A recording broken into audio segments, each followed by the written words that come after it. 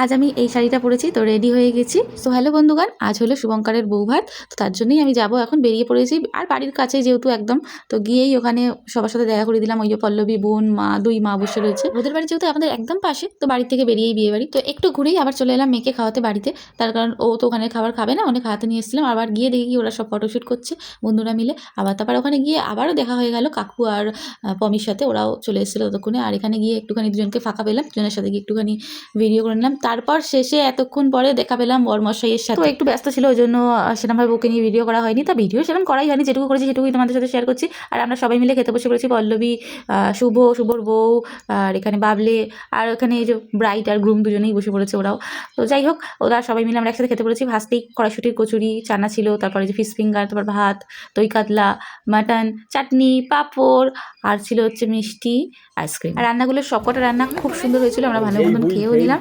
নিয়ে এখানে এসে আইসক্রিমগুলো আমরা সবাই মিলে একসাথে দাঁড়িয়ে খাচ্ছিলাম। আর ওই দেখো লুকিয়ে লুকিয়ে বন্ধ আইসক্রিম খাচ্ছে। আর ওখানে আড্ডা দিয়ে আমরা চলে গেলাম ওদের ঘরে। ওদের ঘরে যা যা নিয়ম হচ্ছিল সেগুলো দেখতে একটু গেছিলাম। তার কারণ আমরা ওখানে অনেকক্ষণই আড্ডা দিচ্ছিলাম, ততক্ষণ ওরা রেডি হয়ে গেছিলো, মানে এই যে ফুলসজ্জার সাজ ওগুলো ওরা সব রেডি হয়ে বসেছিল।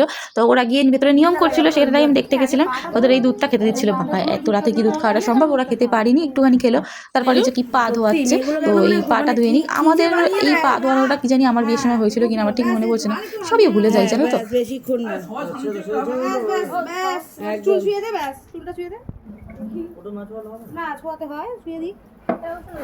তো যাই হোক, ওরা ওদের মতো নিয়ম টিয়ম করে এবার তো ওরা শুয়ে পড়বে। তারপর আমরা আমাদের মতন সব বাড়ি চলে আসছিলাম।